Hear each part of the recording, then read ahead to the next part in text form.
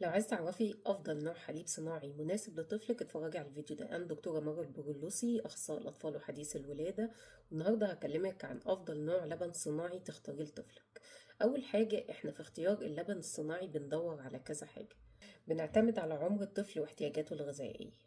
أول حاجة اللبن الصناعي الخاص بالأطفال الأصحاء اللي هما ما بيعانوش من أي مشاكل غذائية، فاحنا هنا بنختار الانواع اللي بتحتوي على بروبيوتيك علشان يحسن الهضم، والانواع اللي بتحتوي على دي اتش اي علشان نمو المخ.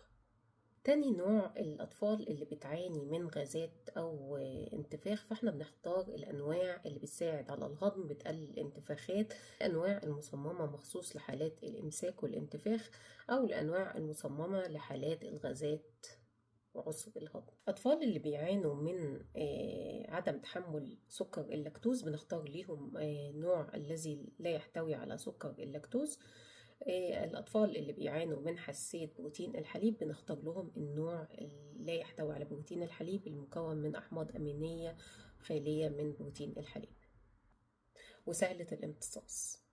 أطفال اللي بيعانوا من الارتجاع بنشوف لهم حليب مناسب ليهم، بيكون كثافة الحليب أعلى من كثافة الحليب العادي، وده لأن الأطفال اللي بيعانوا من ارتجاع عايزين نتقل الحليب في بطنهم بحيث ما يحصلوش ارتجاع تاني، ودي الأنواع اللي بتبقى أفضل للطفل. الأطفال المبتسرين أو الخدج بيحتاجوا لتركيبة عالية سعرات حرارية عشان تساعدهم على النمو وتكون سهلة الهضم ومناسبة للجهاز الهضمي لأنه بيكون لسه ما تكونش كويس.